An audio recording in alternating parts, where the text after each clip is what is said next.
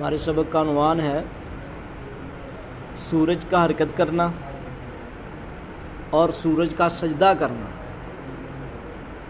کیا یہ دونوں چیزیں فطرت کے منافی ہیں؟ سیدنا ابو ذر رضی اللہ تعالیٰ عنہ سے مروی ہے، صحیح البخاری باب بدء الخلق باب صفت الشمس والقمر، حدیث نمبر 3199۔ اس حدیث پر اعتراض کیا گیا ہے۔ سیدنا ابو ذر رضی اللہ تعالیٰ عنہ فرماتے ہیں کہ غروب آفتاب کے وقت سورج غروب ہو رہا تھا، تو اسی حالت میں میں رسول اللہ صلی اللہ علیہ وسلم کے پاس گیا، تو آپ نے فرمایا ابو ذر کیا تم جانتے ہو کہ سورج کہاں جاتا ہے؟ میں نے عرض کیا اللہ و رسولہ عالم، یا رسول اللہ مجھے کیا پتہ ہے، اس بات کو تو اللہ اور اس کے رسول بہتر جانتے ہیں۔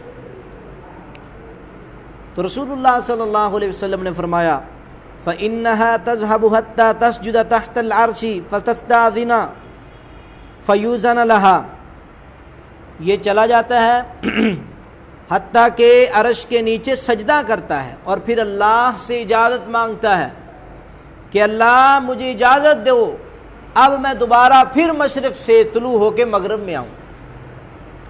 وَيُوشِكُ، رسول اللہ صلی اللہ علیہ وسلم نے فرمایا قریب ہے، ان تسجدہ، یہ کہ وہ سجدہ کرے، فلا يقبل منہا، اور اللہ اس کا سجدہ قبول نہ کرے، وتستأذن، اور وہ اجازت مانگے اللہ سے، فلا يؤذن لها، اور اس کو مشرق سے طلوع ہونے کی اجازت نہ دی جائے۔ یقال لها، اور کہا جائے، لہا ضمیر اس سورج کی طرف لوٹ رہی ہے، اس سورج کو، ارجعی من حیث جئت فتطلع من مغربها فذلك قوله تعالی، اب تو طلوع ہو مشرق کی بجائے مغرب سے، قیامت کے عذاب۔ تو اس حدیث میں منکرین حدیث نے دو اعتراض کیے ہیں۔ پہلا اعتراض، وہ کہتے ہیں جائز جدید سائنس بیالوجی وغیرہ اس میں یہ بات موجود ہے جہاں سورج کا ذکر ہے، فرسٹ ایئر سیکنڈ ایئر اور اسی طرح جو شروع 8ویں کلاس سے لے کر آخری کلاسوں تک جو سائنس کے پیریڈ پڑھتے ہیں بیالوجی، اس میں یہ بات موجود ہے۔ وہ کہتے ہیں کہ سورج جو ہے نا وہ ایک جگہ پہ ساکن رہتا ہے، زمین حرکت کرتی ہے، تو یہ بات غلط ہے کہ سورج مشرق سے نکلتا ہے مغرب میں جا کے غروب ہوتا ہے، وہ کہتے ہیں یہ بات غلط ہے۔ دوسری بات وہ کہتے ہیں، دوسرا اعتراض کرتے ہیں کہ یہ بات بھی سورج کی صفات میں سے نہیں ہے کہ وہ سجدہ کرے، وہ کیا کرے؟ سجدہ کرے۔ تو یہ اعتراض کن کا ہے؟ ان منکرین حدیث کا جو کہتے ہیں کہ سائنس کو ہم ترجیح دیں گے اور رسول اللہ صلی اللہ علیہ وسلم کی بات کو تسلیم نہیں کریں گے۔ ہم کہنا چاہتے ہیں ہاں آپ قرآن مجید کو تو مانتے ہیں، تو قرآن مجید میں اللہ تعالیٰ نے سورۃ البقرہ کی آیت نمبر 258 میں فرمایا ہے فَإِنَّ اللَّهَ يَأْتِي بِالشَّمْسِ مِنَ الْمَشْرِقِ، بے شک اللہ تعالیٰ تو سورج کو مشرق کی طرف سے نکالتا ہے، فَأْتِ بِهَا مِنَ الْمَغْرِبِ۔ تو جب حضرت ابراہیم علیہ السلام نے جب ان کی کلام ہوئی تھی تو کیا کہا تھا؟ بھی اللہ تعالیٰ میرا رب وہ ہے جو مشرق سے سورج کو نکالتا ہے، مغرب میں غروب کرتا ہے۔ فَبُهِتَ الَّذِي كَفَرَ، اور وہ کافر اس بات سے لاجواب ہو گیا۔ تو یہ عقیدہ انبیاء کا ہے، اور یہ عقیدہ رب نے قرآن مجید میں بطور استشہاد بیان کیا ہے کہ ہمارا اس پر ایمان لانا فرض عین ہے کہ سورج مشرق سے طلوع ہوتا ہے اور مغرب میں غروب ہوتا ہے۔ باقی رہا ان کی یہ بات کرنا کہ سورج ایک جگہ پہ ساکن ہوتا ہے، ہم اس لیے اس کا رد کرتے ہیں کیونکہ اس بات کی توضیح نہ قرآن سے ملتی ہے نہ محمد مصطفیٰ کے فرمان سے ملتی ہے۔ اور دوسری آیت قرآن مجید کی، اس میں 20 آیات ہے، 20 آیات۔ دوسری آیت حتی اذا بلغ مغرب الشمس وجدها تغرب فی عین حمیۃ، سورۃ الکہف کی آیت نمبر 86 ہے، یہاں تک کہ جب وہ سورج کے قریب غروب ہونے کی جگہ تک پہنچ گیا تو اسے دلدل کے چشمے میں ڈوبتا ہوا پایا۔ تو یہاں بھی سورج کے غروب ہونے کا ذکر ہے، سورج کے غروب ہونے کا ذکر ہے۔ تو دونوں آیات سے ثابت ہوا کہ سورج اپنی جگہ پہ ٹھہرا نہیں رہتا بلکہ مشرق سے طلوع ہو کے مغرب میں غروب ہوتا ہے۔ دوسری بات، اب ان کا اعتراض کرنا کہ یہ تو سورج کی صفات میں سے نہیں ہے کہ سورج بھی سجدہ کرے، سجدہ کرنا تو جنوں اور انسانوں کا کام ہے، وما خلقت الجن والانس الا لیعبدون۔ ہم کہنا چاہتے ہیں اصل میں جب قرآن کو صحیح نہ پڑھا جائے، حدیث کا انکار ہی قرآن کا انکار، حدیث کا انکار ہی قرآن کا انکار ہے۔ تو اللہ تعالیٰ نے سورۃ الرحمن کی آیت نمبر 6 میں بیان کیا ہے وَالنَّجْمُ وَالشَّجَرُ يَسْجُدَانِ، اور اسی طرح سورج بھی اور چاند بھی اور سجدہ کرتے ہیں۔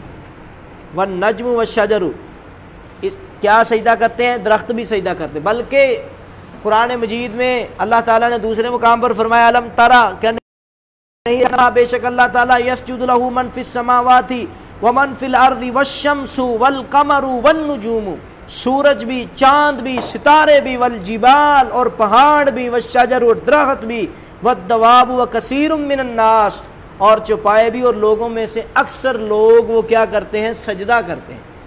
تو سورج کا سجدہ کرنا، چاند کا سجدہ کرنا، یہ کس سے ثابت ہے؟ اللہ کے قرآن۔ تو اس میں انکار کی کون سی بات؟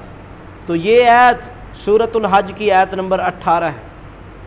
اور ایک اور اعتراض منکرین حدیث کا، وہ کہتے ہیں کہ رسول اللہ صلی اللہ علیہ وسلم نے جو کہ صحیح بخاری میں فرمایا ہے، صحیح البخاری کی حدیث نمبر 537 ہے، باب مواقیت الصلاۃ باب الابراد بالظہر فی شدت الحر۔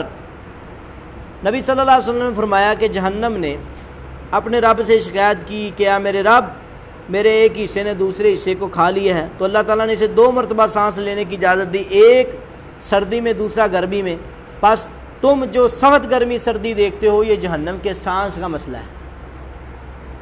کہتے ہیں اس میں 2 اعتراض ہیں۔ وہ کہتے ہیں گرمی اور سردی دونوں موسم زمین کے سارے حصے میں نہیں رہتے، بلکہ بعد میں گرمی اور بعد میں ہمیشہ سردی اور بعد میں جگہ موسم معتدل رہتا ہے۔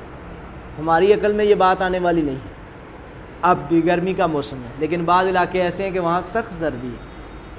دوسرا اعتراض، وہ کہتے ہیں گرمی اور سردی کے موسم کے بدلنے کا تعلق تو سورج کے ساتھ ہے۔ جہاں سورج قریب ہے زمین کے وہاں گرمی زیادہ ہے، اور جہاں دور ہے وہاں کم ہے۔ 2 اعتراض ہیں۔ سب سے پہلے ہم یہ کہنا چاہتے ہیں کہ ہمارا غیب پر ایمان لانا فرض ہے۔ رسول اللہ صلی اللہ علیہ وسلم نے بتا دیا کہ جو گرمی ہے یہ جہنم کے سانس کی وجہ سے، ہمارا اس پر ایمان لانا ضروری ہے۔ اور دوسرا ان کے 2 اعتراض کہ موسم تو اللہ تعالیٰ یہ کام ہوتا ہی ہے، اس کا ہم حل یہ بیان کرنا چاہتے ہیں کہ حرارت سورج سے ہے۔ اگر حرارت ان کی بات مانی جائے، حرارت سورج سے ہے، تو سورج آگ وہ جہنم کی اس باب سے لیتا ہے، تو پھر بھی کوئی بات نہیں، مسئلہ تو پھر بھی حل ہے کہ جہاں قریب ہے وہاں گرمی زیادہ اور جہاں دور ہے وہاں گرمی کم ہے۔ تو اس میں کون سی ایسی بات ہے کہ سورج جو ہے، سورج میں آتی ہے گرمی جہنم سے اور سورج سے پھر آگے دنیا میں آگ آتی ہے، تو اس میں کون سی وعید بات ہے یہ کہنا کہ جہنم کی آگ جو ہے اس سے ہماری گرمی آتی ہے؟ تو یہ تو سورج کی وجہ سے، اگر مثلا گرمیوں میں سورج نہ نکلے، جس دن سورج نہیں نکلتا تو گرمی نہیں ہوتی، اس طرح ہوتا ہے کہ نہیں؟ ہم کہنا چاہتے ہیں آپ کی بات بھی اگر تسلیم کی جائے تو پھر بھی ہم کہہ سکتے ہیں کہ جو سورج کی گرمی ہے وہ اس نے جہنم کی باب سے لی ہے، اور پھر آگے معاملہ اسی طرح ہے کہ جہاں سورج دور ہے وہاں سردی ہے اور جہاں قریب ہے وہاں گرمی ہے۔ وآخر دعوانا الحمد للہ۔